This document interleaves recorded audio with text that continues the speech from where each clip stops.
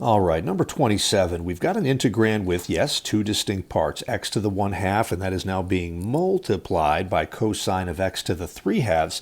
And we're always looking now, is part of, or the derivative of one part of the integrand going to get you the other? Well, if you notice, guys, x to the 3/2 and x to the 1/2, their powers are off by 1. That's kind of a dead giveaway of what we're going to do here. We're going to let u equal that x to the 3/2 power right there. So our primary substitution is going to be right there. The secondary substitution then has to encompass x to the 1/2 and a dx, and I think we can get that without too much difficulty over here. So du is now going to equal a 3/2 x. We drop the power by 1. There's your 1/2, and we stick a dx at the end of that. That's almost exactly what I double underlined here, except for the 3/2. So let's multiply both sides by a 2/3.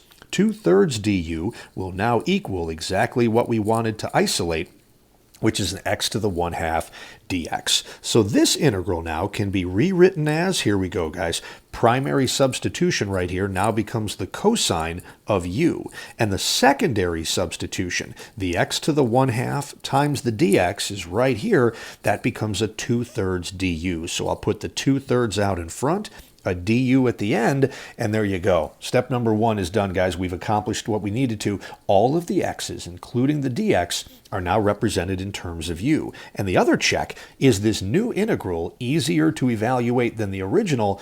Absolutely. So we're going to have a 2/3 staying out in front.